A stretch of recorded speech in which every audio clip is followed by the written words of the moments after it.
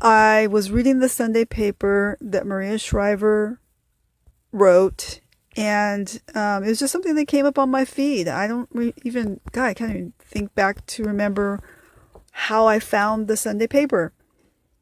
But I realized that she had a group, just snooping around, checking out the page and all that good stuff, and seen a group and decided to kind of click on that group.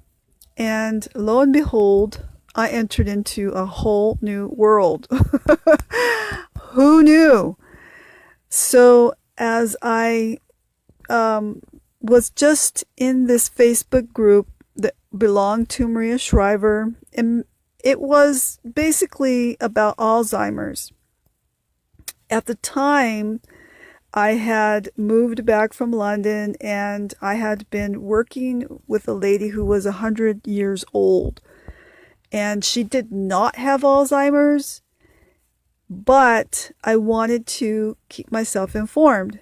So I looked into this group, and she was interviewing people from all over the place. And it ended up being not so much about Alzheimer's, but about a lot of amazing people that she interviewed. At the same time, she was going through her divorce with Arnold Schwarzenegger. And it was all over the news and everything. And she was inviting people to an event that she was going to be having. And this event was highlighting, book writers and, just authors of workshops and things like that. So I looked into it, and what I found was that it wasn't just for celebrities, but it was open to the public. And so I signed up for this event, and I ended up going all the way to Beverly Hills all by myself. And I was stuck in traffic, and if anyone hates traffic, it's me. So there I was, just journeying along, found myself, passing through LA and, in all this traffic, and it was really kind of not fun at all. But then I come to this place, and I found parking, and, befriended the parking structure guy. And, I had worked in shopping centers before, and so I knew, knew kind of the ins and outs and stuff. And so, I just kind of, became his homegirl. I said, this homegirl is coming from San Diego. What can you do for me? Right. And so, he tells me, look, you don't have to park in here. You can park, over down the other way. Just park like, a couple streets down and you're good. And so I was like, all right. So I parked down and I walked in, and I walk into this really beautiful setting, and it was very small. It was a very small setting in there. and I walk in, and I'm looking around, and I'm thinking, do I have the right place? Like, did I do is this for real? And so I walk in, I'm like totally in Beverly Hills, and I see, some food on the side and some like champagne and, like mimosa style. And the lady was so friendly, and she, that was the reception. And she's like, come on in. And so I gave her my name, and she signs me in and everything. And we find my, my event invite and things. And she's like, you can sit wherever you want. And so I'm like, I can sit like right there on those little couches, beautiful couches right by the stage. And she's like, you can sit wherever you want. And so I sat by the stage, and because I really wanted to, I didn't know if I could video or what, and I wanted to at least take a sneaky video. So here I am, I'm sitting on these chairs, and a waiter, the waiter comes by and he's like, would you like something to drink? And I'm like, we get a waiter too? Like, so he's like, and so I'm like, so I kind of like, I'm like, does that come with it? Like, and then he laughs and he goes, yeah, it's all, inclusive. I'm like, okay.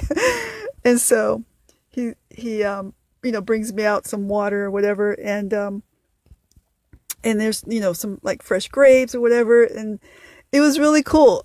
Then I hear this voice like behind me, right? And oh, she's like, I can't wait to start and this and that. And so I turn around and it's Maria Shriver. And I'm like, I don't want to be like, starstruck and, start to have like, a panic attack or whatever. But I turn around and I'm like, oh my God. And I actually said it like, oh. And so she kind of like, she's getting ready to go on set. So she kind of then walks back to the behind the set. And so I'm so close, like right up next to, it's a really small, very small, intimate venue. So I'm watching and it's so interesting to watch her interview. And so I was just so like into it.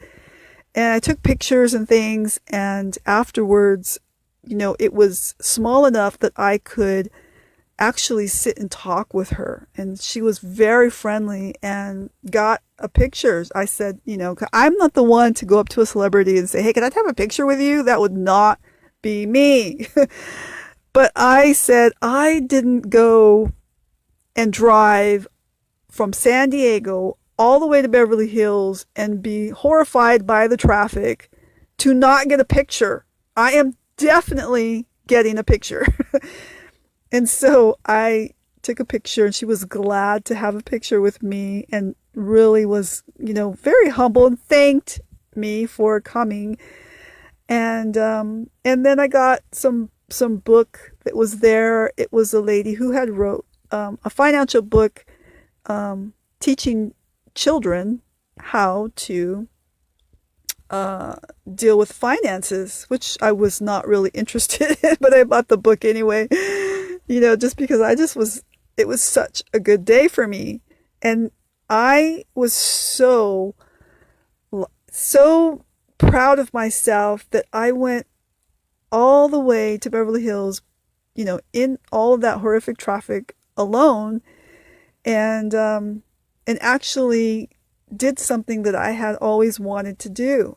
I've followed Maria Shriver around for a long time, and I love people that do interviews. And, I encourage anyone who has to venture the same way that I did and try to do something that is way out of your comfort zone, do it. Just jump in with both feet and go for it. I didn't even know that I could get into a venue like that. And she had, been so, she was talking to everyone. Like, the venue was maybe 25 people, and it was a great time. And so I just wanted to share that story, and I